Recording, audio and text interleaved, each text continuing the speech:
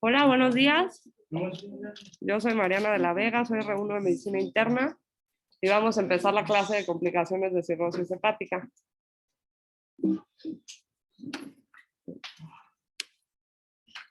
Entonces, yo la clase la basé principalmente en las guías de la Asociación Europea para el Estudio de las Enfermedades del Hígado y les dejo la bibliografía aquí abajo. Entonces, cualquier diapositiva que tenga otra bibliografía es porque es información complementaria. Entonces, esta clase va a ser un poquito larga. Nos vamos a basar principalmente como en generalidades de epidemiología, fisiopatología y abordaje terapéutico de todas las complicaciones y ya después vamos a ver específicamente cada una de ellas, ¿no? Que cada una pues podría ser un tema, pero aquí vamos a dar como las generalidades. Entonces, hablando un poquito de la epidemiología de las complicaciones de la cirrosis, es importante decir que la transición entre una cirrosis compensada y descompensada ocurre en una tasa de 5 a 7% por año. Entonces, tradicionalmente hemos definido la descompensación como la presencia de cualquiera de estas cuatro cosas: ascitis, sangrado, encefalopatía o ictericia. Entonces, una vez que aparece alguna de estas, la enfermedad va a progresar mucho más rápido hacia la muerte o hacia el trasplante hepático. Y cuando aparecen, la mediana de supervivencia va a disminuir desde 12 años y cae hasta los 2 años. Entonces, pues tienen un impacto muy importante en la mortalidad. Además, que presenten cualquiera de estas cuatro complicaciones también conlleva una progresión acelerada hacia el desarrollo de cualquier otra complicación como el resangrado, la lesión renal aguda, entre otras. Entonces, la fisiopatología, como de manera muy general de todas las complicaciones de la cirrosis hepática, bueno, por un lado, tenemos aquí que en los pacientes con cirrosis va a haber cambios en el microbioma y va a haber un aumento en la permeabilidad intestinal. Entonces, estas dos cosas favorecen la translocación bacteriana. Y la translocación bacteriana lo que conlleva es que va a haber una propagación de, las bacterias y los productos bacterianos, que va a ser sistémica, y se van a generar los llamados PAMPs. Los PAMPs son patrones moleculares asociados a patógenos. Esto es básicamente como moléculas que se repiten en ciertos grupos de patógenos, como puede ser, por ejemplo, el lipopolisacárido, ¿no? que está en las paredes de las bacterias gram negativas. Entonces, estos PAMPs van a ser reconocidos por las células del sistema inmune innato, principalmente a través de los receptores Toll-like. Bueno, eso es por una parte, pero por la otra parte, en la cirrosis hepática pues va a haber una inflamación local de los hepatocitos con apoptosis y necrosis, y entonces esto va a generar los llamados DAMPs. ¿Qué fue? Los llamados DAMPs. Estos son patrones moleculares asociados a daño, que es básicamente lo mismo que los patógenos, pero lo que se va a reconocer son como moléculas que estaban adentro del núcleo del citoplasma de la célula que se muere. Entonces, cuando hay apoptosis y se liberan estas proteínas o estas moléculas, se van a unir también a las células del sistema inmune innato, y lo que esto va a generar va a ser liberación de citocinas, quimiosinas, especies radicales de oxígeno y otras sustancias que son proinflamatorias. Entonces, el paciente con cirrosis va a estar en un estado inflamatorio crónico. Esto va a llevar a una vasodilatación arterial sistémica, pero de predominio esplácnico. Y lo que la vasodilatación conlleva es una disminución del volumen arterial efectivo, con la consiguiente disfunción circulatoria y falla orgánica múltiple. Entonces, uno de los como factores pivote de la fisiopatología de las complicaciones de la cirrosis es la disminución del volumen arterial efectivo. Esto, como ya hemos visto en otras clases, pues conlleva la activación de varios mecanismos compensatorios que van a terminar en la retención renal de sodio y agua. Incluyen estos mecanismos compensadores: el sistema renina-angiotensina-aldosterona, el sistema nervioso simpático y el sistema arginina-vasopresina. Entonces, la activación de estos mecanismos va a dar las características cardinales de la descompensación. Entonces, en primer lugar, va a haber una retención renal de sodio y agua, como ya les había dicho. Esto va a predisponer a los pacientes a que tengan ascitis y síndrome hepatorrenal. También propicia el síndrome hepatopulmonar y aumentan la susceptibilidad al choque y disminuyen la respuesta cardiovascular a los estímulos de vasoconstricción. Ahora, hablando como rápidamente un poquito del abordaje terapéutico de las complicaciones de la cirrosis. En primer lugar, nosotros podemos remover el factor etiológico que lo está descompensando. Y en segundo lugar, podemos hacer terapia blanco de todos estos factores clave en la patogénesis que les acabo de decir. Entonces, remover el factor etiológico pues va a ser la piedra angular del tratamiento, ¿no? Y esto es sobre todo efectivo en los pacientes que tienen cirrosis compensada, perdón. Y es mucho menos eficaz en la cirrosis descompensada porque depende del estado actual de la enfermedad hepática. Entonces, por ejemplo, a pesar de que se ha visto que pacientes, por ejemplo, con enfermedad hepática por alcohol, cuando se disminuye el alcohol pueden llegar como a la recompensación, por así decirlo, pero muchas veces no, muchas veces la enfermedad sigue progresando. Lo mismo pasa cuando tratamos el virus de hepatitis B y el virus de hepatitis C. Entonces esto pues, nos deja claro que no solamente es tratar la causa, sino que depende mucho del estado en el que está la enfermedad hepática. Entonces, para la terapia blanco o el tratamiento de los factores clave, en la grafiquita que les puse de la fisiopatología, podemos atacar distintos puntos. Entonces, para las anormalidades, por ejemplo, del microbioma y la translocación bacteriana, podemos usar terapia antimicrobiana, ¿no? Entonces, la rifaximina, pues se ha visto que puede tener algún beneficio en la encefalopatía hepática y, por ejemplo, en norfloxacino, en la peritonitis bacteriana espontánea y el síndrome hepatorenal. Para mejorar la hemodinámica, las soluciones con albúmina pues son las principalmente utilizadas en los pacientes con cirrosis. Y para el estado inflamatorio se ha visto que las estatinas pueden tener como efectos pleiotrópicos en los que disminuyen la hipertensión portal y además se han asociado con un aumento en la sobrevida. Para la hipertensión portal per se, los beta bloqueadores no selectivos son los medicamentos más estudiados y pueden disminuir, disminuyen la hipertensión portal y además pueden disminuir la citis, el síndrome hepatorenal, la peritonitis bacteriana espontánea y la encefalopatía hepática en pacientes que tienen cirrosis hepática compensada. Ahora, existen otras estrategias a considerar, como la anticoagulación con enoxaparina, porque puede prevenir la trombosis de la vena porta, y esto sobre todo está indicado cuando el paciente con cirrosis tiene un puntaje de Child de 7 a 10. Se ha visto que retrasa la descompensación y que puede aumentar la sobrevida. Por otra parte, la pentoxifilina probablemente disminuye la translocación bacteriana intestinal y esto pues conlleva una disminución del riesgo de infecciones, de insuficiencia renal y de encefalopatía hepática. Esto cuando se ha comparado con el placebo. Entonces, ya pasando específicamente a la citis. La citis es la causa más frecuente de descompensación en los pacientes con cirrosis y se va a presentar en el 5 al 10% de los pacientes por año en cirrosis hepática compensada. La citis tiene un impacto muy importante en los pacientes porque disminuye la sobrevida a 5 años desde un 80% cuando no la presentan hasta un 30%. Y además pues va a afectar la vida social y laboral del paciente, requiere tratamiento crónico y lleva a hospitalizaciones. Además, la citis predispone a otras complicaciones, como la peritonitis bacteriana espontánea y también por el aumento de la presión abdominal puede llevar a disfunción ventilatoria y hernias abdominales. Entonces, la fisiopatología, como muy breve de la citis, la puse en esta grafiquita que ven aquí, en donde, como ya dijimos, va a haber una vasodilatación esplácnica que conlleva una disminución del volumen arterial efectivo y entonces activan los mecanismos compensadores.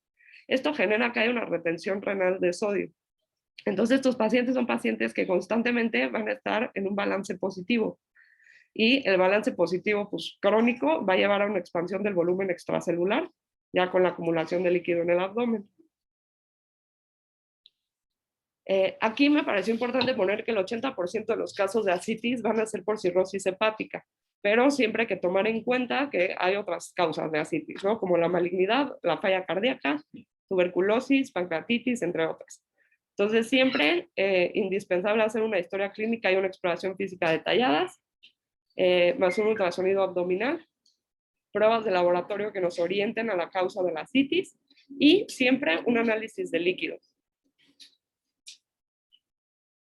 Entonces, la Asociación Europea divide la citis en grados. Como vimos ayer con la doctora Ladrón, el diagnóstico, bueno, más bien la clasificación de la citis en los grados puede ser un poquito subjetiva. Y ahorita aquí lo podemos ver porque, por ejemplo, el grado 1, que es llamada como asitis leve, solo es detectable en el ultrasonido abdominal. La moderada está definida como una distensión moderada simétrica del abdomen. O sea, como verán, es un poquito difícil de determinar. Y en el grado 3, que es la severa, hay una distensión abdominal marcada.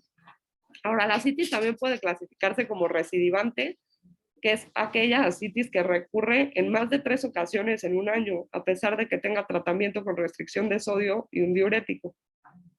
Y también la asitis puede ser no complicada, que es toda asitis que no esté infectada, que no sea refractaria o que no esté asociada a síndrome hepatorenal. Entonces, la paracentesis diagnóstica va a estar indicada en todos los pacientes que tengan asitis grado 2 o 3, o sea, moderada o severa, o cualquier paciente que esté hospitalizado por complicaciones de cirrosis. Y lo que vamos a ver del líquido acítico principalmente van a ser los neutrófilos, que se pueden realizar con un conteo manual automatizado, y si hay más de 250 células por microlitro, vamos a pensar que el paciente tiene una peritonitis bacteriana espontánea. Además, vamos a ver las proteínas totales. Cuando estas están bajas, o sea, por debajo de 1.5, es uno de los factores de riesgo más importantes para que el paciente presente peritonitis bacteriana espontánea. Ahora, cuando hay dudas sobre la etiología de la asitis, podemos calcular el gradiente de albúmina entre el suero y el líquido acítico. Es el GASA, ¿no? Cuando esté arriba de 1.1, tiene una sensibilidad para el diagnóstico de hipertensión portal del 97%. Entonces, pues bueno, esto evidentemente, sobre todo cuando haya duda de la etiología de la asitis. Por último, se puede cultivar el líquido y para que sea, o sea, para que lo puedan interpretar, debe de haber por lo menos 10 mililitros.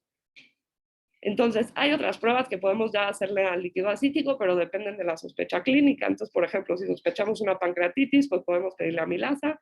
Para malignidad, por ejemplo, citología o cultivo de micobacterias si estamos sospechando tuberculosis. Ahora, otra cosa importante es que podemos medir el colesterol en el líquido acítico. Cuando este es superior a 45 miligramos sobre decilitro, se ha visto que un método costo efectivo para diferenciar la asitis maligna de la no maligna es medir el colesterol, hacer una citología y hacer un antígeno carcinoembbrionario. Y con esto pues podemos determinar si la asitis es maligna o no es maligna. Ahora, para el tratamiento de la asitis no complicada, en el grado 1 no hay datos que demuestren que el tratamiento modifique la historia natural de la asitis. Entonces, si es grado 1, pues no va a requerir tratamiento. Ahora, para el grado 2, es importante que los pacientes con este grado de asitis pueden ser manejados de forma ambulatoria.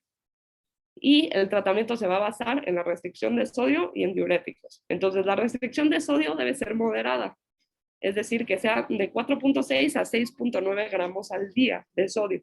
Esto equivale más o menos de 80 a 120 milimoles por día. La ingesta debe ser moderada y no extrema, porque si tú restringes de manera extrema el sodio, se ha asociado como aumento de hiponatremia y falla renal. Entonces, debe de ser moderada y algo más les iba a decir aquí.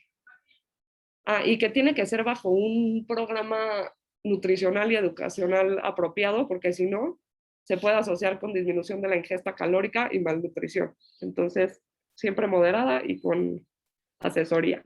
Entonces, si nosotros solo restringimos el sodio, solo el 10% de los pacientes van a resolver. Entonces, pues prácticamente siempre hay que agregar diuréticos. Los diuréticos son tratamientos más sintomáticos porque no han demostrado disminuir la mortalidad. Entonces, aquí es importante tomar en cuenta que la pérdida de peso con diuréticos no debe exceder 0.5 kilos por día si el paciente no tiene edema o 1 kilo por día si el paciente tiene edema. Entonces, como hay una disminución del volumen arterial efectivo en la cirrosis, estos pacientes es relativamente frecuente que tengan un hiperaldosteronismo secundario. Entonces, para esto, damos los diuréticos antimineralocorticoides como la espironolactona, que son los de primera elección en un paciente con cirrosis. Si los efectos adversos a la espironolactona son intolerables, otra opción puede ser la la amilorida, ¿no? Que actúa en el túbulo distal. Ahora, después podemos agregar diuréticos de asa, que lo que hacen es disminuir la reabsorción de sodio en el túbulo contorneado proximal. Entonces aquí en esta tablita lo que les dejo es, en el primer episodio de la ascitis se empieza con espironolactona. Entonces esto va a ser a dosis de 100 miligramos y vamos a ir aumentando cada 72 horas 100 miligramos hasta una dosis máxima de 400. Después la furosemida se va a agregar si hay una pérdida de peso de menos de 2 kilos por semana con espironolactona o si hay hipercalemia, o sea que el potasio esté pues arriba de 6 generalmente. Bueno, arriba de 6 se descontinúa, pero hipercalemia ya hay que considerar agregar furosemida. Esta la vamos a empezar a dosis de 40 y vamos a ir a aumentar 40 aumentando 40 miligramos hasta una dosis máxima de 160. Ahora, si la ascitis ya es recurrente o es de larga evolución, vamos a empezar con terapia doble, o sea, espironolactona y furosemida de entrada. Ahora, una vez que logramos la movilización del líquido acítico y que ya la ascitis está resuelta, hay que disminuir los diuréticos a la dosis mínima efectiva. Aquí es muy importante la terapia con diuréticos. En pacientes que tienen sangrado de tubo digestivo, insuficiencia renal, encefalopatía hepática, hiponatremia o hipercalemia, siempre hay que corregirlas antes de empezar los diuréticos. Y los diuréticos los vamos a descontinuar si el sodio está por debajo de 125, si hay lesión renal aguda, si la encefalopatía empeora o si hay calambres incapacitantes. En cuanto al potasio, la furosemida la vamos a descontinuar si el potasio está por debajo de 3 y la espironolactona si está por arriba de 6. Ahora, en el grado 3 de ascitis, el tratamiento de elección va a ser la paracentesis de gran volumen. Este es un procedimiento que se tiene que realizar siempre de manera estéril y bajo las condiciones adecuadas. Este procedimiento tiene un riesgo bastante bajo de complicaciones y su principal complicación es el sangrado. Entonces, aquí, o sea, se utiliza la paracentesis de gran volumen en combinación con albúmina porque es mucho más efectivo y seguro que los diuréticos en un paciente con ascitis grado 3. Ahora, siempre hay que tomar en cuenta que si nosotros removemos líquido y sobre todo si lo hacemos en una cantidad muy grande, va a haber siempre un riesgo de disfunción circulatoria posparacentesis. Entonces, esto generalmente se va a manifestar como insuficiencia renal, hiponatremia o encefalopatía hepática después de una paracentesis de gran volumen. Entonces, por esto siempre vamos a expandir el volumen con albúmina al 20%. Si vamos a extraer más de 5 litros, le vamos a dar 8 gramos por cada litro de ascitis removido. Si vamos a extraer menos de 5 litros, el riesgo de disfunción circulatoria posparacentesis es bajito, pero de todas formas se administra albúmina. Ahora, si por ejemplo, no sé, en su hospital, o digo aquí, yo creo que sí hay casi siempre, ¿no? Pero si por ejemplo no tuvieran albúmina, hay otras soluciones que se han probado y que han demostrado ser más o menos similares a la albúmina, pero cuando son menos de 5 litros. Esto incluye la expansión de volumen con solución salina. Y el equivalente a los 8 gramos por litro en solución salina sería 170 mililitros por litro de líquido acítico extraído. Por otra parte, hay que dar diuréticos después de la paracentesis de gran volumen en la dosis mínima efectiva para evitar que se vuelva a acumular el líquido. Bueno, el paciente con ascitis siempre debe de ser considerado para referir a trasplante. ¿Por qué? Porque la mortalidad a un año en un paciente que presenta ascitis es de 40% y a los 2 años es del 50%. Ahora, aparte de la ascitis, o sea, de la misma ascitis, hay predictores independientes de la mortalidad en pacientes que tienen cirrosis y que tienen ascitis. Estos incluyen la hiponatremia, disminución de la tensión arterial, la tasa de filtración glomerular y disminución de la excreción renal de sodio. Ahora, esto es muy importante que ninguna de estas variables está incluida en la escala de Child y solo la creatinina en el MELD. Y aquí tiende a sobreestimar la tasa de filtración glomerular.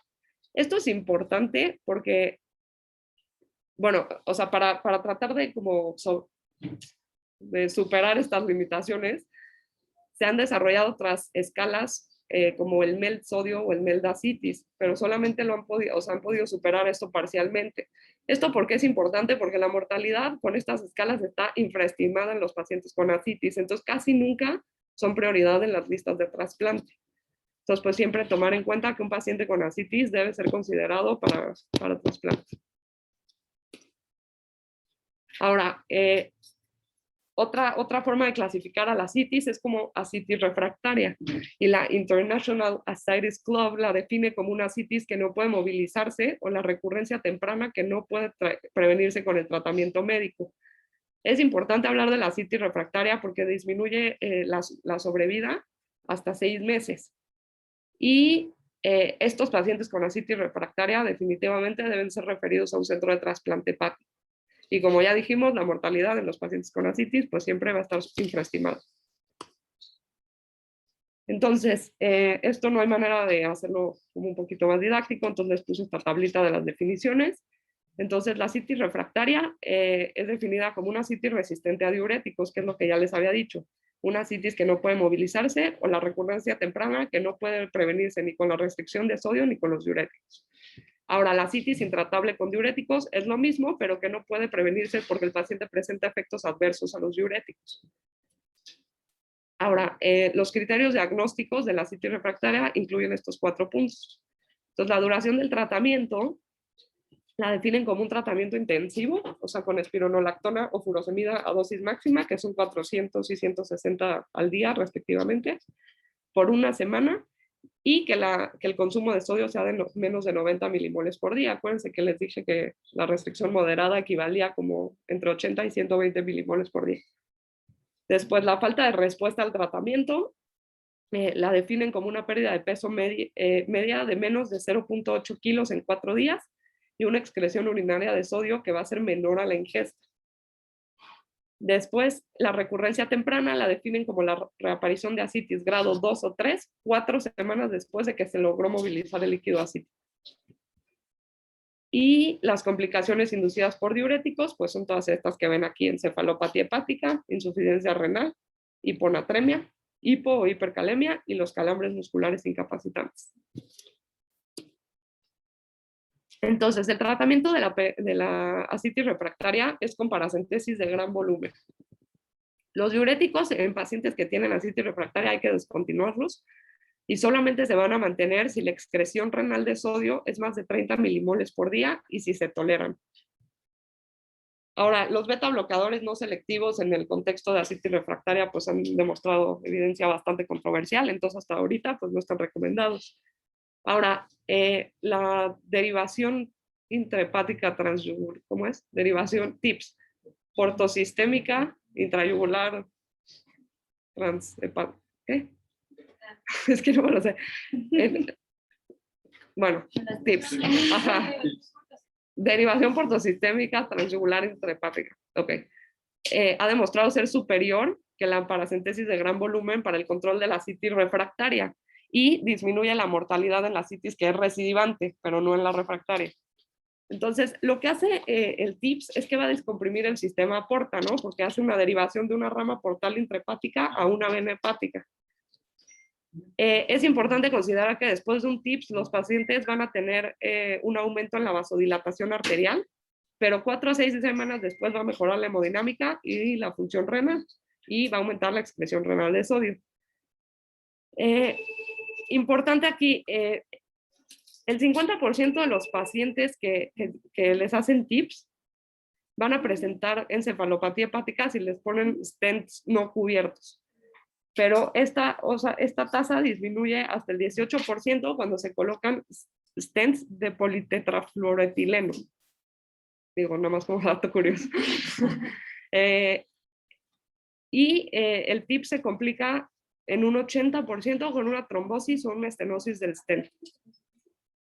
Ahora, hay otros fármacos que se han intentado utilizar en la ascitis refractaria, pero faltan, como la midodrina, terlipresina o clonidina, pero faltan ensayos clínicos controlados que permitan recomendar su uso. Ahora, una terapia nueva es esta que se llama Alfapomp, bueno, seminueva, que es como una bomba que pasa líquido peritoneal a la vejiga. Entonces, esto es, pues sirve en algunos pacientes, sobre todo porque disminuye la mediana de paracentesis al mes en un 85% y aumenta la calidad de vida en el paciente. pero por ahora no han demostrado cambios en la mortalidad y aumenta efectos adversos como la lesión renal aguda. Ahora, pasando al hidrotórax hepático, rápidamente vamos a hablar de él. Es una acumulación de trasudado en el espacio pleural en pacientes que tienen cirrosis hepática descompensada y que se descarta otra enfermedad cardíaca, pulmonar o pleural. Entonces, el hidrotórax hepático se forma principalmente por defectos diafragmáticos y puede llevar a una falla respiratoria y empiema. Tiene una mediana de sobrevida de 8 a 12 meses. Entonces, siempre que se sospecha un hidrotórax hepático, pues hay que hacer una toracocentesis diagnóstica, en donde vamos a encontrar una disminución de las proteínas totales y un gradiente de albúmina en el plasma y el líquido acítico más de 1.1, o sea, igual que en el líquido acítico. Los defectos diafragmáticos, pues los podemos ver por técnicas de imagen como resonancia, Doppler color o técnicas con radioisótopos. Entonces, para el tratamiento del hidrotórax hepático, la primera línea siempre va a ser tratar la ascitis con diuréticos o con paracentesis de gran volumen. El hidrotórax hepático es definido como refractario cuando persiste el derrame pleural a pesar del tratamiento exitoso de la ascitis. Ahora, si el paciente tiene disnea, hay que hacer una toracocentesis terapéutica. Y bueno, importante aquí que en algunos pacientes que les dejan drenaje crónico aumentan las complicaciones como neumotórax, infecciones o sangrado. Entonces, pues bueno, el trasplante va a ser el tratamiento definitivo cuando hay hidrotórax hepático y sobre todo está indicado cuando es refractario. Y el TIPS también es un tratamiento definitivo o se puede utilizar también como puente al trasplante.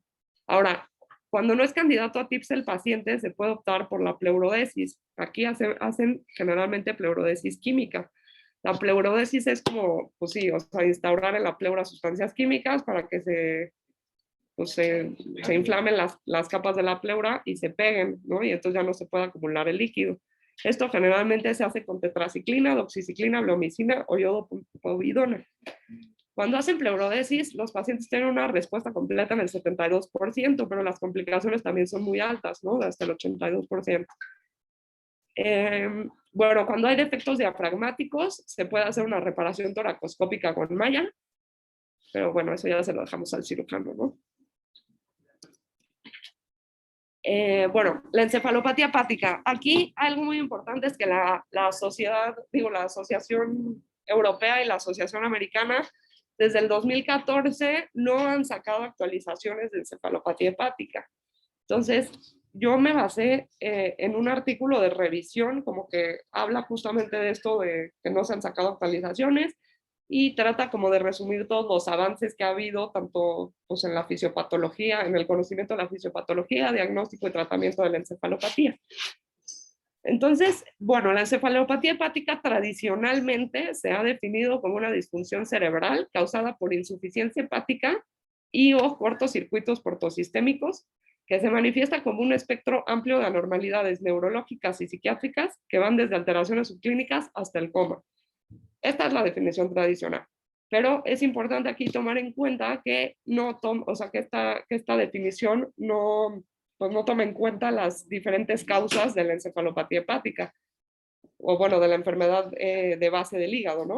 Esto es importante porque, por ejemplo, no sé, la hepatitis, bueno, la enfermedad hepática por alcohol, el alcohol independientemente puede actuar en el cerebro y generar y propiciar la encefalopatía hepática también. Entonces, no solamente es la enfermedad hepática, sino todo lo que conlleva o lo que está alrededor de ella, ¿no? Entonces, la encefalopatía hepática ha sido como descrita como una enfermedad que es reversible tras el trasplante, pero se ha visto que realmente en el 8 al 47% de los pacientes que reciben un trasplante persisten con el daño neurológico después del trasplante.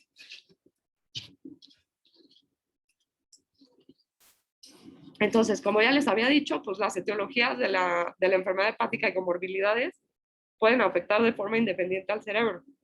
Entonces, esto es como muy, pues llama mucho la atención, ¿no? Porque muchos de nuestros pacientes que vemos todo el tiempo pueden tener cualquiera de estas cosas que están en esta tablita, como por ejemplo diabetes o falla renal.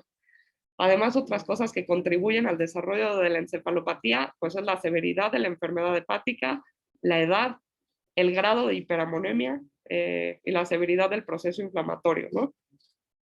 Ahora, en esta grafiquita que está aquí abajo, lo que podemos ver es que conforme aumenta, o sea, que el riesgo de encefalopatía hepática va aumentando conforme van aumentando la severidad o el número de factores que tienen los pacientes.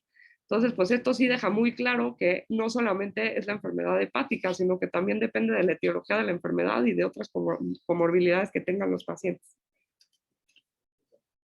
Ahora, la prevalencia de la encefalopatía hepática va de 10 al 14% en los pacientes que tienen cirrosis y del 16 al 21% cuando esta cirrosis está descompensada. Ahora, en los pacientes con TIPS, la prevalencia de encefalopatía va de 10 al 50%, como ya habíamos visto, ¿no? Dependiendo del tipo de stent que se coloque. Ahora, la enfermedad de la encefalopatía hepática mínima tiene una prevalencia desde el 20 hasta el 80%. Esto es bien importante. Como ustedes ven, el rango es súper amplio, ¿no? O sea, de 20 a 80%. Esto es porque, como nos había dicho ayer la doctora Ladrón, el diagnóstico de encefalopatía hepática es bastante subjetivo. Entonces, a lo mejor lo que Mari puede diagnosticar como una encefalopatía hepática mínima, a mí se me va y yo no la diagnostiqué porque el paciente estaba casi normal, ¿no? Entonces, por eso es pues este rango tan amplio en la prevalencia sobre todo de las formas mínimas de la encefalopatía. Ahora, el riesgo de encefalopatía hepática a 5 años del diagnóstico de cirrosis es del 25%. Y una vez que ya se presentó, el 42% va a recurrir a un año. Y si ya la encefalopatía es recurrente, o sea que ya se ha presentado más de una vez, el riesgo de presentarla va a ser de 46% a 6 meses. Esto es importante porque la mediana de sobrevida de pacientes con encefalopatía es muy pobre y además aumenta 2 veces su mortalidad a un año.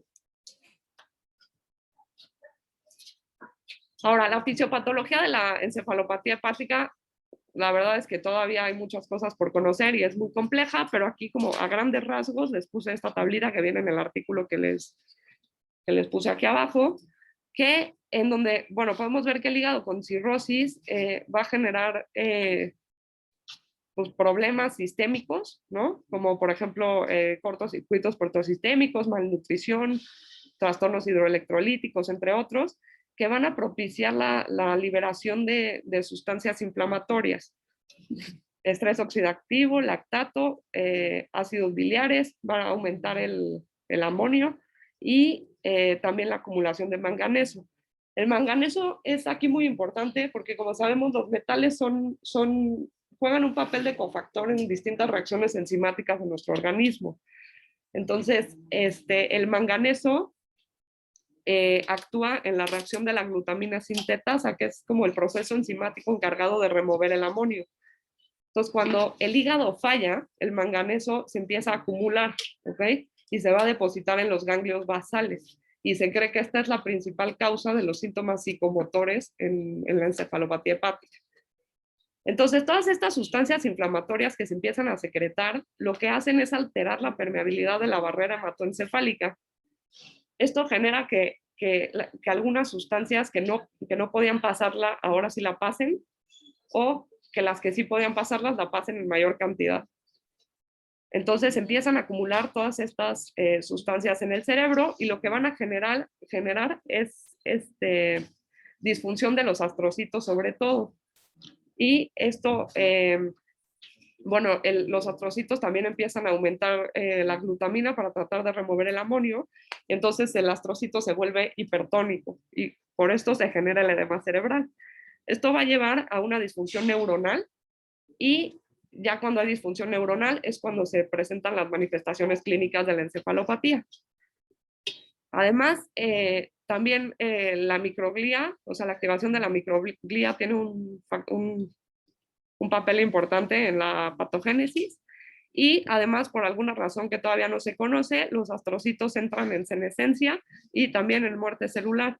Y este es como el proceso clave por el cual se cree bueno, se sabe que muchas veces no puede muchas veces es irreversible. Entonces, la clasificación de la encefalopatía hepática. Tradicionalmente la hemos clasificado con la clasificación de Westhaven, que va desde una enfermedad mínima, en donde solamente hay alteración en los estudios neuropsicológicos o psicométricos, sin evidencia clínica de que haya cambios mentales. Y después la divide en grados, que puede ir desde el grado 1 hasta el grado 4, que son, o sea, va desde manifestaciones leves del estado de conciencia o de la atención hasta el coma, ¿no? La clasificación de la encefalopatía hepática también ha sido un tema muy discutido y entonces se ha propuesto que se clasifique como enfermedad hepática manifiesta o enfermedad hepática mínima. La manifiesta, pues cuando ya hay manifestaciones clínicas, neurológicas y psiquiátricas, y la mínima cuando solamente hay anormalidades en estos estudios. Pero pues esto, como ya les había dicho, que hay mucha variabilidad interobservador, no es reproducible en todas las poblaciones, ¿no? Ahora, también se ha propuesto que las formas mínimas de encefalopatía hepática manifiesta se clasifiquen, o sea, se establezca el diagnóstico de una forma mínima de encefalopatía hepática manifiesta si existe por lo menos desorientación temporal o asterixis, que esto equivale a un Westhaven 2. Pero esto tampoco ha demostrado que sea pues, reproducible, ¿no? Entonces, más recientemente se han intentado hacer otras clasificaciones de la encefalopatía hepática, como estas que están aquí, GESA, CHES, GEST y GEGI, que ya han sido validadas y que están siendo usadas ahorita en ensayos clínicos, ¿no? Entonces, a ver qué sale.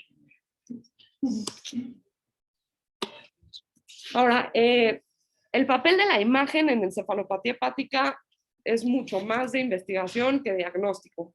Entonces, con diferentes técnicas de imagen se han logrado ver distintas cosas que nos han permitido ir descubriendo poco a poco la fisiopatología de la encefalopatía.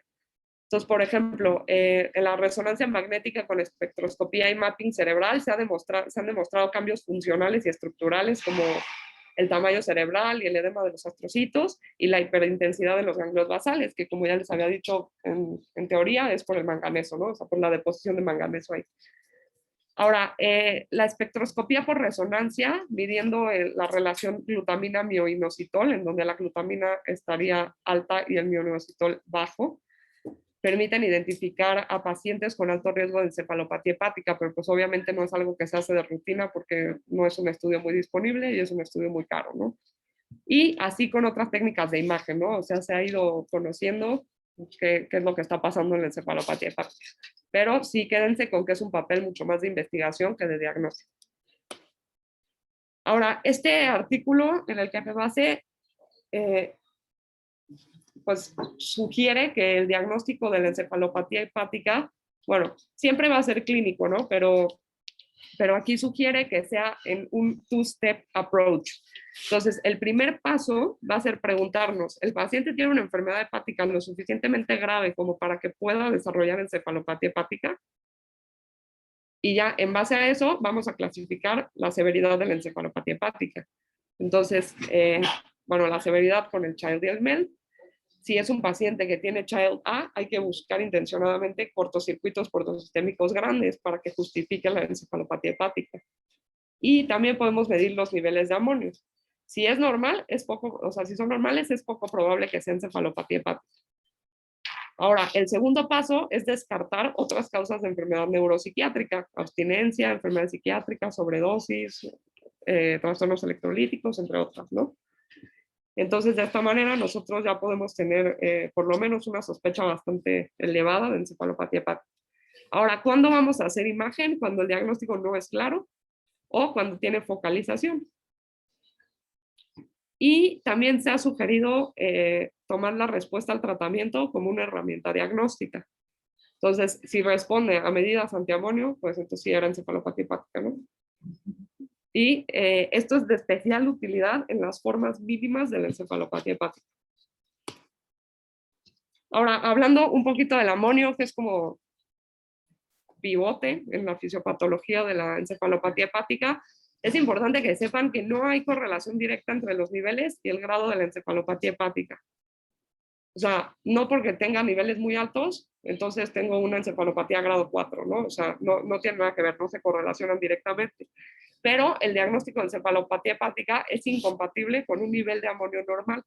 Y esto lo podemos, o sea, tenemos un valor predictivo positivo del 81% para decir esto, ¿no? Esto también nos demuestra que los pacientes tienen diferente sensibilidad a los mismos niveles de amonio.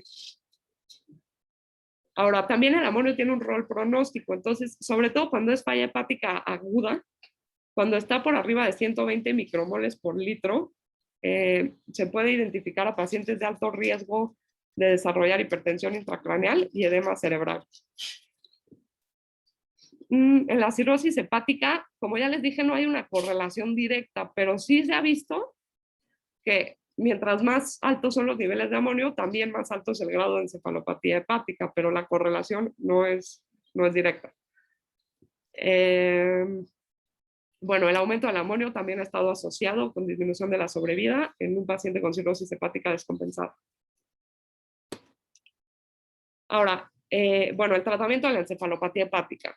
Esto, primero que nada, se van a hacer pues, las medidas generales y después el tratamiento ya de la encefalopatía.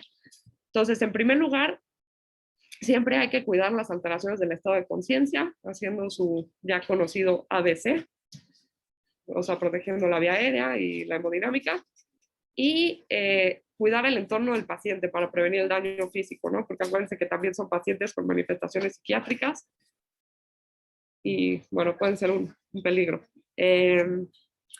Bueno, cuando la encefalopatía hepática es grado 3, o sea que está en semiestupor o estupor, o que tiene un Glasgow de menos de 8 puntos, está indicada la intubación orotraqueal para proteger la vía aérea. En segundo lugar, hay que evaluar causas alternativas de encefalopatía hepática. Entonces, en un paciente que tenga un primer episodio, está indicado hacer un ataque de cráneo. También se va a hacer si hay crisis convulsivas, cefalea, caída o focalización. En tercer lugar, hay que identificar y tratar los factores precipitantes, que son los mismos de siempre: infecciones, sangrado, deshidratación, alteraciones electrolíticas, etcétera, ¿no? Y por último, ya tratar la encefalopatía hepática. Entonces, siempre acuérdense, primero, pues las medidas generales y de protección del paciente y ya después el tratamiento de la encefalopatía. Entonces, si se acuerdan, el amonio se va a producir principalmente en el intestino. Esto como un producto de la digestión de las proteínas, de la deaminación de los aminoácidos y del, o sea, producto de la ureasa de las bacterias. Entonces, para esto, o sea, para disminuir el amonio, nosotros podemos utilizar laxantes osmóticos. El de primera elección, pues es la lactulosa, a una dosis de 15 a 20 mililitros cada 12 horas. Y bueno, después se va disminuyendo, ¿no? O sea, la primera dosis va a ser para lograr 2 defecaciones disminuidas en consistencia y ya después lo que tratamos de buscar es de 2 a 3 defecaciones disminuidas en consistencia al día. Entonces, lo que buscamos con la lactulosa va a ser aumentar el tránsito intestinal y acidificar el bolo fecal, y con esto vamos a aumentar las evacuaciones, y con esto disminuir la producción y reabsorción de amonio. Así de simple, ¿no? Ahora, aquí es importante, la lactulosa, hay muchos ensayos clínicos y muchos estudios observacionales que sustentan su uso y ese tratamiento de primera elección, pero todavía no hay ensayos clínicos doble ciego. Entonces, digo, ahí hay pues un pequeño gap, ¿no? Después, recientemente la colaboración Cochrane sacó una revisión de la lactulosa, en donde sí se vio que disminuyó la severidad, que servía, o sea, que era beneficiosa para prevenir la encefalopatía hepática y también disminuyó la mortalidad. Aquí como un dato epidemiológico que se me ocurrió, el número necesario a tratar, si se acuerdan, es como la cantidad que yo tengo que tratar para que uno se beneficie. Entonces, en cuanto a la severidad, por ejemplo, yo tendría que tratar a 4 pacientes para que uno demuestre disminución de la severidad. Ya, cerramos paréntesis. Bueno, las reacciones adversas de la lactulosa incluyen diarrea, náusea, vómito y meteorismo. Son relativamente frecuentes y son una causa importante para que el paciente deje el tratamiento, ¿no? Ahora, importante aquí saber obviamente que si el paciente está con diarrea y vómito todo el tiempo, pues esto lo predispone a alteraciones electrolíticas y esto a una exacerbación de la encefalopatía. Entonces el uso de lactulosa pues siempre con cuidado porque nos puede salir al revés la cosa. Ahora, el polietilenglicol también hay por ahí un estudio en donde se demostró que mejoró el grado de encefalopatía hepática en las primeras 24 horas, disminuyó los días de resolución y los días de estancia intrahospitalaria, pero pues se requieren más estudios. Pero bueno, también que sepan que esa puede ser otra opción. Ahora, por otra parte, la terapia antimicrobiana. Esta está indicada con el uso de rifaximina, que es un antibiótico que actúa sobre la subunidad beta de la RNA polimerasa y por tanto pues inhibe la síntesis del RNA. La rifaximina tiene una cobertura contra todo, gram positivos, negativos, aerobios y anaerobios, y se absorbe de manera sistémica solo en el 4%. Entonces, para prevenir la recurrencia de la encefalopatía es más útil si se combina con la lactulosa. Y pues bueno, sí, esta combinación ha demostrado ser superior a la lactulosa sola para la recuperación y disminución de la mortalidad. Pero se requieren más ensayos clínicos para recomendar el uso de rifaximina de rutina. O sea, actualmente no está recomendada de rutina, solo es como una opción. Otras estrategias que tienen pues, evidencia controversial y que requieren más estudios son probióticos, aminoácidos de cadena ramificada y L-ornitina, L-aspartato. Estos aquí se los dejo y luego les paso la presentación. Bueno, la embolización de cortocircuitos portosistémicos está indicada cuando estamos hablando de una encefalopatía hepática recurrente. Esto especialmente va a mejorar la encefalopatía si el MEL está por debajo de 11 y es un puente para el trasplante hepático. Ahora, las soluciones con albúmina combinadas con la lactulosa también han demostrado ser superior a la lactulosa sola para la recuperación completa de la encefalopatía. Y por otra parte, existe también la diálisis extracorpórea de albúmina, en donde pues, en el momento de la diálisis se agrega albúmina y entonces algunas sustancias se pueden pegar a ella para ser eliminadas. Esto ha disminuido la severidad de la encefalopatía hepática, pero no se ha demostrado que aumente la sobrevida. Después, otras alternativas que requieren ensayos clínicos para recomendar su uso es la solución salina y la hemofiltración, que lo que buscan es disminuir los niveles de amonio. Ahora, para la profilaxis de encefalopatía hepática tenemos profilaxis primaria y secundaria. Primaria antes de que ocurra el primer evento, secundaria después de que ocurra el primer evento, ¿no? Para que no vaya a recurrir. Entonces, para la profilaxis primaria, en 2 ensayos clínicos existe evidencia de que la lactulosa y esto que es un preparado de probióticos, BCL3, revierten la encefalopatía hepática mínima, previenen la encefalopatía hepática manifiesta y aumentan la calidad de vida, pero pues para su uso de rutina pues, se requieren más ensayos. Y para la profilaxis secundaria, la lactulosa es efectiva para prevenir la recurrencia, pero no ha tenido efectos ni en hospitalización ni en mortalidad. Ahora, cuando hablamos ya de una tercera recurrencia, es superior combinar rifaximina con lactulosa que la lactulosa solita, porque esto pues ha disminuido las hospitalizaciones. Y bueno, el preparado de probióticos requiere más ensayos clínicos. Es un poco larga la clase, ¿eh? Vamos a pasar ahora al sangrado variceal. Entonces, en un paciente con hipertensión portal que está sangrando del tubo digestivo, el 70% va a ser de origen variceal. Este es el segundo evento de descompensación más común en los pacientes con cirrosis. Y salud.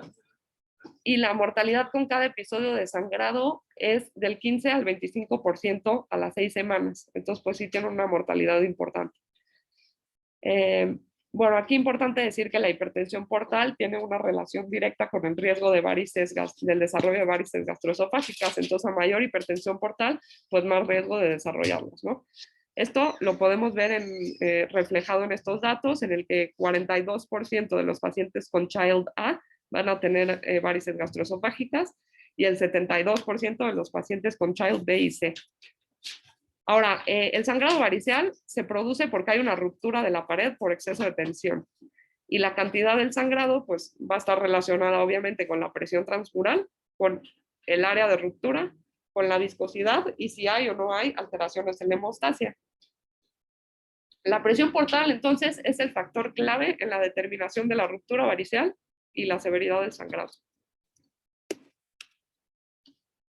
Entonces, en un paciente que está descompensado y que ya tenía una endoscopía previa y no tenía varices, hay que hacer una nueva endoscopía. Porque el desarrollo de varices de nuevo va de 7 a 8% por año y sobre todo aumenta en descompensación. También la progresión de varices pequeñas a grandes, esto es importante porque las grandes pues, son varices de alto riesgo de sangrado. Entonces, esta progresión pues también aumenta conforme va aumentando en los estadios de Child y ya. Y luego, si no hay varices en la endoscopía de screening, pero hay persistencia del factor etiológico o el paciente continúa descompensado, hay que hacer una endoscopía anual, sí o sí.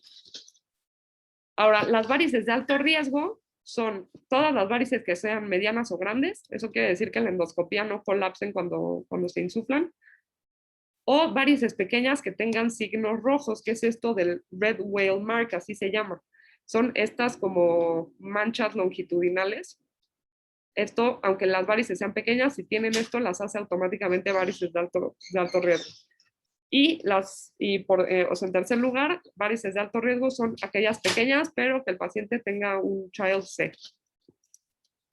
Los medianas grandes, pequeñas con signos rojos y pequeñas con Child C. Entonces, para la prevención primaria, la Asociación Americana recomienda los beta bloqueadores para pacientes con varices de alto riesgo. Estos son de primera línea en la prevención primaria. ¿Por qué? Porque han demostrado ser igual que la ligadura endoscópica para la prevención primaria, pero pues tienen menos efectos adversos, ¿no?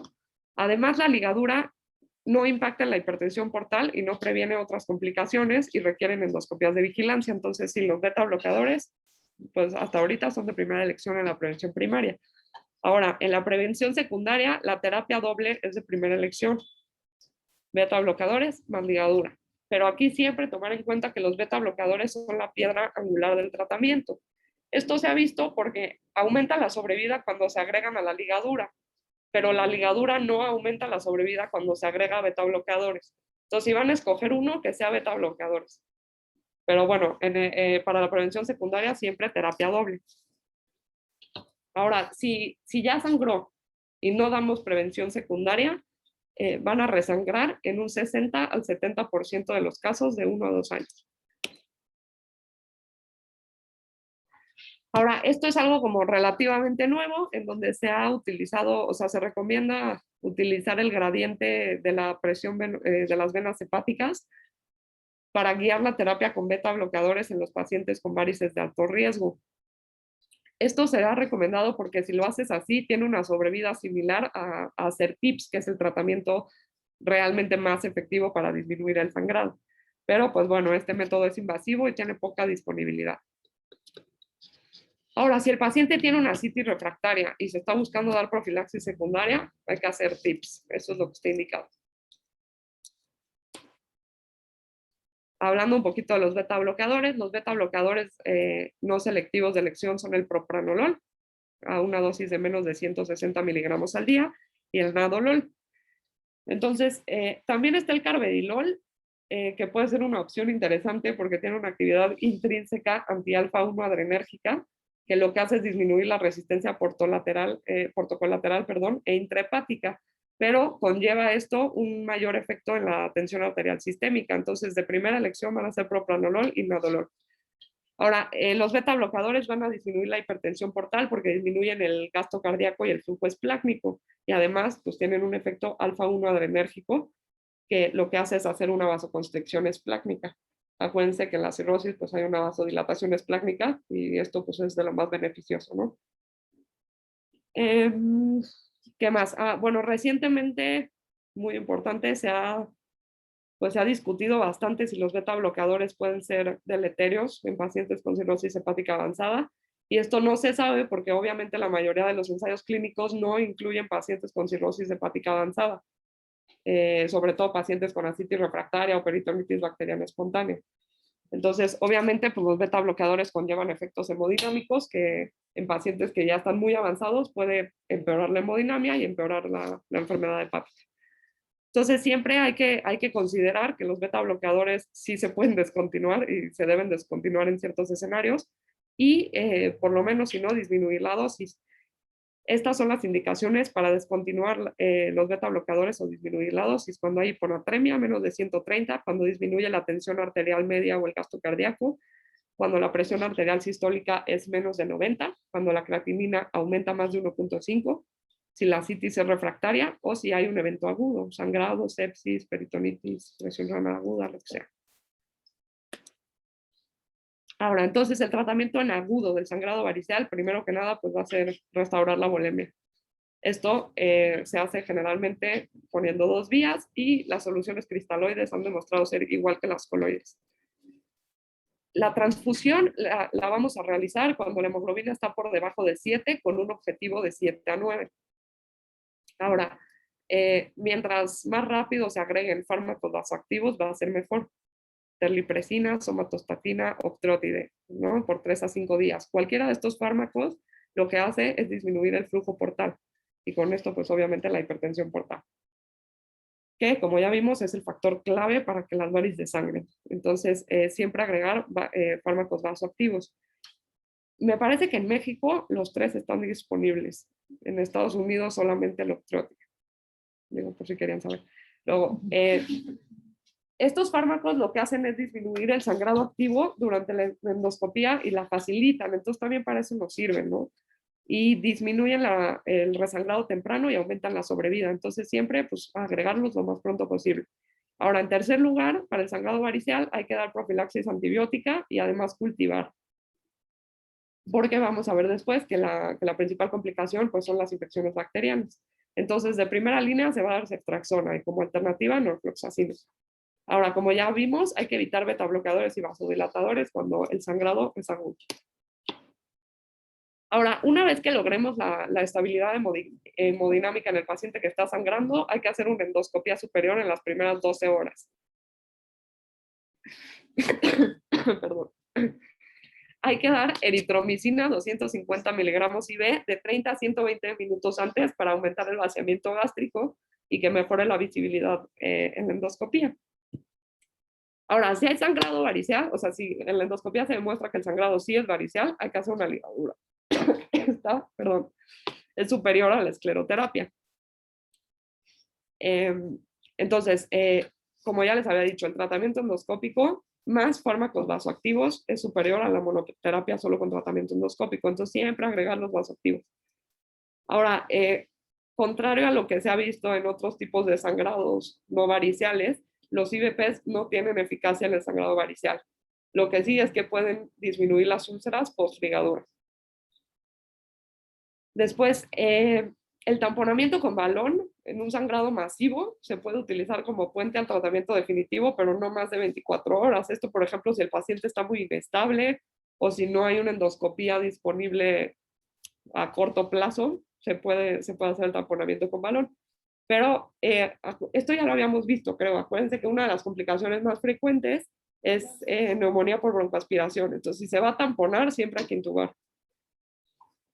Y en pacientes con Child C también se puede hacer TIPS temprano, que significa menos de 72 horas. Bueno, las complicaciones del sangrado varicial, como ya habíamos dicho, el 50% va a tener infecciones bacterianas, pero hasta en el 20% la infección es el factor precipitante del sangrado. Entonces, siempre dar profilaxis antibiótica con ceftriaxona y como alternativa norfloxacina. Otra complicación es el resangrado temprano, que va de 10 a 15%, y aquí está indicado el TIPS de rescate, cuando hay un resangrado temprano o cuando no dejó de sangrar a pesar del tratamiento endoscópico. Ahora, pasando al sangrado no variceal, es importante también mencionarlo porque hasta el 30% de sangrado de tubo digestivo es por sangrado no variceal en pacientes con cirrosis. Entonces, aquí podemos hablar de la gastropatía o intestinopatía por hipertensión portal. Entonces, la intestinopatía se va a denominar dependiendo de dónde esté el daño, ¿no? Entonces, puede ser duodenopatía, enteropatía o colopatía, dependiendo de su localización. El diagnóstico de esto va a ser por endoscopía, en donde si es una enfermedad leve, se va a ver un patrón de mosaico en piel de serpiente, y cuando es severa se van a ver los signos rojos, o sea, lo que ya habíamos visto de las red whale marks, ¿no? Esto es más común que sea en el fondo que en el cuerpo, y bueno, aquí estamos hablando del estómago, ¿no? Pero en otras localizaciones las lesiones son similares. El sangrado no varicial se puede manifestar como un sangrado oculto, que debuta como una anemia ferropénica, o como un sangrado franco, o sea, es un espectro amplio. Y la profilaxis para este tipo de sangrado pues no está recomendada. Ahora, si el paciente está en sangrado crónico, se dan beta bloqueadores y suplementación de hierro. Aquí no hay alternativa endoscópica, y si es refractaria al tratamiento médico, se va a hacer TIPS. Aquí los fármacos vasoactivos no se sabe si sirven o no, está en estudio. Ahora, en cuanto a las varices gástricas, el 20% de los pacientes con cirrosis van a tener varices gástricas, y estas las vamos a clasificar en la clasificación de Sarin. Estas las divide por tipos, ¿no? Que sean gastroesofágicas tipo 1 y 2, y varices gástricas aisladas tipo 1 y 2. Entonces, las más comunes son las gastroesofágicas tipo 1, que son las que van del cardias hacia la curvatura menor. Pero las que más sangran son las del fondo. Ahora, comparando un poquito las varices cardiofúngicas con las varices esofágicas, cuando sangran las varices cardiofúngicas, el sangrado es más severo, es de más difícil control y hay mayor resangrado y mortalidad. Entonces, esa es la importancia de ver el tema de las varices gástricas, ¿no? Para la profilaxis primaria, mientras se estudia el cianocrilato, si el cianocrilato puede ser superior a los beta bloqueadores, ahorita de primera elección son beta bloqueadores. Bueno, si se va a hacer endoscopía, la técnica de elección va a ser la aplicación de cianocrilato.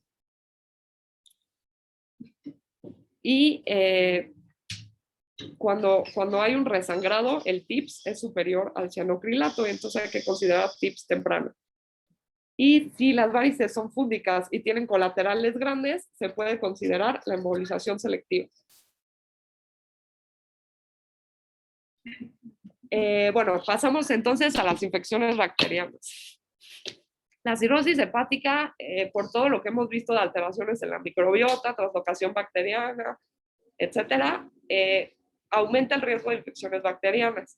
A esto además se agrega que la cirrosis hepática per se genera una disfunción inmune, y además hay factores genéticos que también predisponen a infecciones bacterianas en pacientes con cirrosis. Entonces, por ejemplo, las variantes en el gen NOD2 generan una falla en el reconocimiento del muramil dipéptido, y entonces aumenta el riesgo de peritonitis bacteriana espontánea y disminuye la sobrevida. Entonces, la peritonitis bacteriana espontánea es definida como una infección bacteriana del líquido ascítico que no tiene un foco intraabdominal que pueda ser tratado quirúrgicamente. Si no se trata, tiene una mortalidad del 90%, pero disminuye hasta el 20% con un diagnóstico y tratamiento tempranos.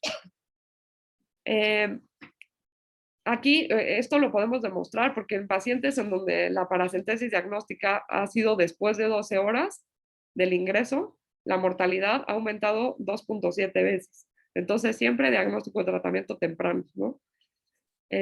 Bueno, todos los pacientes con cirrosis y ascitis tienen riesgo aumentado de peritonitis bacteriana espontánea, ¿no? Y sobre todo los pacientes hospitalizados. De los pacientes hospitalizados, la mitad va a presentar una peritonitis bacteriana en el ingreso y la otra mitad la va a adquirir en el hospital. Esto es importante y ahorita vamos a ver por qué. Entonces, el diagnóstico de la peritonitis bacteriana espontánea está basado siempre en la paracentesis diagnóstica. Entonces, se ha sugerido como estos criterios que podría tener alguno de los siguientes: signos y síntomas de peritonitis, de inflamación sistémica, progresión de la disfunción hepática, encefalopatía, choque, falla renal, sangrado de tubo digestivo, pero la verdad es que los pacientes pueden ser asintomáticos, sobre todo si son ambulatorios. Entonces, pues más que un diagnóstico clínico, va a ser un diagnóstico basado en la paracentesis. Entonces, en la paracentesis diagnóstica, como ya habíamos visto, cuando los neutrófilos son más de 250, ya se puede sospechar una peritonitis bacteriana espontánea. y aumenta la especificidad si las células están arriba de 500. Ahora, hasta el 60% de los pacientes con datos de peritonitis bacteriana espontánea y aumento de neutrófilos pueden tener un cultivo negativo. Esto se llama peritonitis bacteriana espontánea con cultivo negativo. Entonces, siempre hay que tomar un hemocultivo si se sospecha peritonitis bacteriana, porque el 60% de los casos va a salir negativo. Ahora, también hay una entidad que se llama bacteriacitis, que es justamente al revés, o sea que aquí el cultivo es positivo, pero las células están abajo de 250, o sea, están bajitas. Esto puede ser por una colonización bacteriana espontánea o por algún foco que venga, o sea, extraperitoneal. Ahora, la colonización puede ser reversible, sobre todo en pacientes asintomáticos, o puede ser un precursor de la peritonitis bacteriana espontánea, sobre todo en los sintomáticos. Entonces, esa es la importancia de la bacteriacitis. También existe la peritonitis fúngica espontánea, pero no es nada común, pero pues sí tiene peor pronóstico.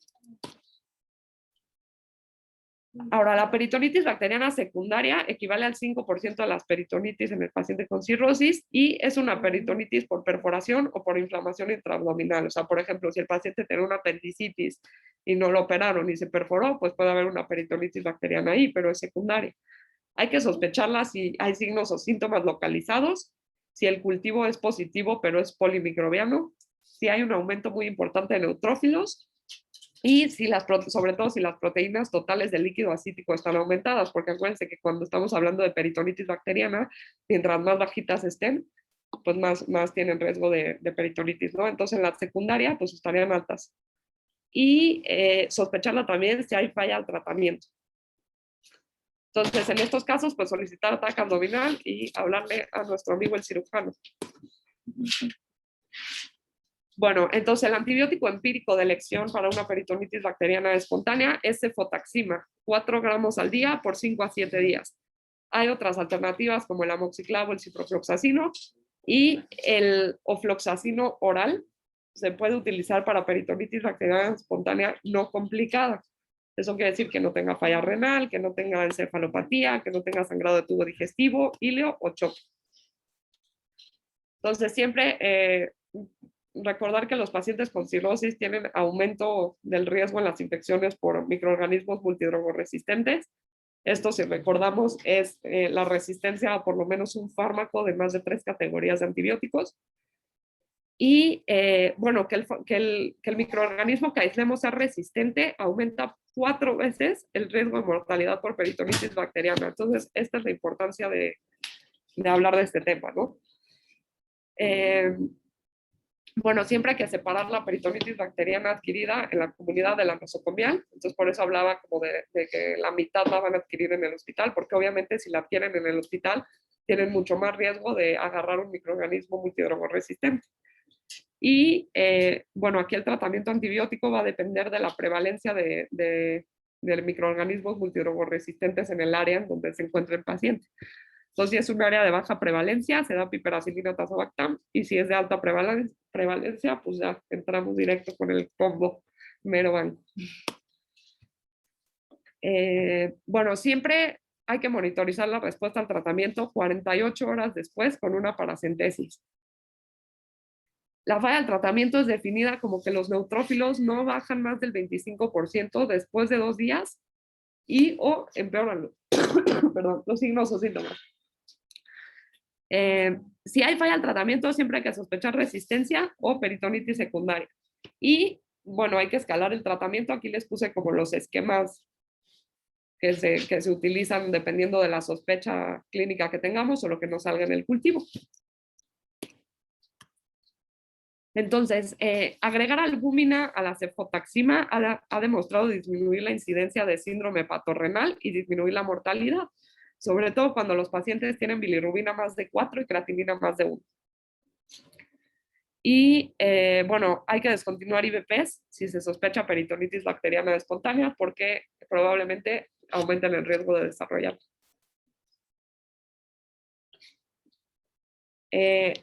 Bueno, para la profilaxis de peritonitis bacteriana espontánea, la vamos a dar cuando el paciente es de alto riesgo. Esto significa que tiene sangrado de tubo digestivo agudo, que no tiene historia de peritonitis bacteriana espontánea, pero que las proteínas del líquido acítico están bajas, o que tenga historia de peritonitis bacteriana espontánea. Entonces, la profilaxis va a ser con norfloxacino y no se va a descontinuar hasta que no mejore la condición clínica y desaparezca la ascitis.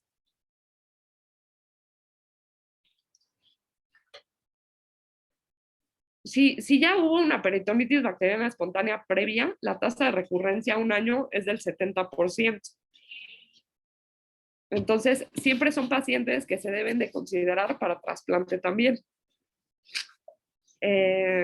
Bueno, en un ensayo clínico se vio que el tratamiento con norfloxacino disminuye la recurrencia de un 68 a un 20%, pero aquí pues, no está como muy establecido hasta cuándo continuar la profilaxis en pacientes que tienen peritonitis bacteriana espontánea recurrente, ¿no? O sea, continuarla hasta el trasplante o la muerte, o descontinuar si hay mejoría, o sea, como que no está establecido.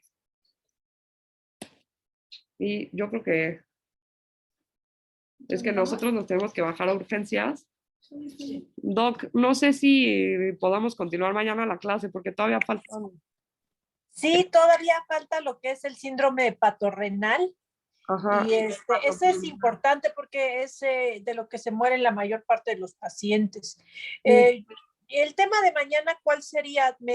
Todavía nos faltan temas, como 2 o 3, creo. Creo que este ya era el último. ¿Sí? Ok. Sí.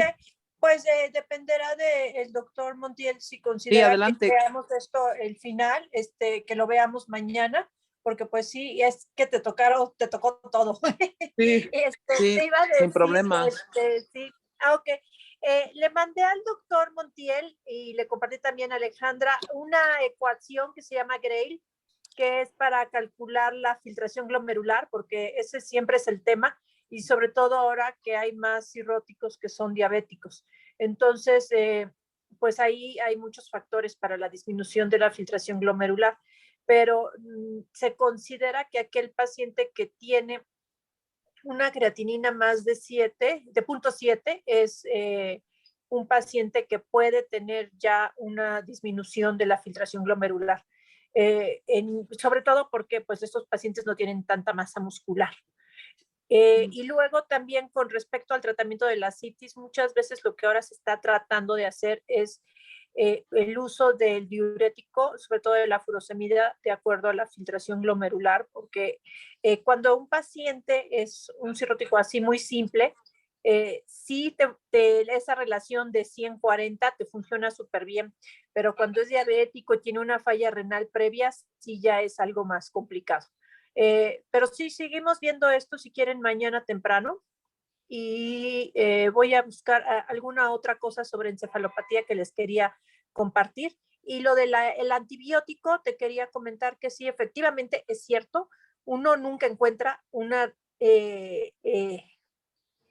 referencia de cuándo terminar el uso del antibiótico, porque también usar demasiado antibiótico selecciona los microorganismos y puede darte resistencia bacteriana. Entonces, pues habitualmente yo lo uso máximo 3 meses como profilaxis o cuando ya la ascitis se resuelve, entonces allí lo suspendo y funciona muy bien. Y casi siempre es como que antes de esos 3 meses que mejora mucho la ascitis, de tal forma que yo lo suspendo alrededor máximo es eso. Pero habitualmente lo hago como un mes y medio, o sea, 6 semanas. Y si ya está mucho mejor y la ascitis ya no tiene ninguna otra anormalidad, ya lo suspendo. Porque okay, sí da miedo utilizar tanto antibiótico. Bueno. Órale, pues entonces terminamos este tema mañana. Gracias. Mañana nos vemos. Gracias.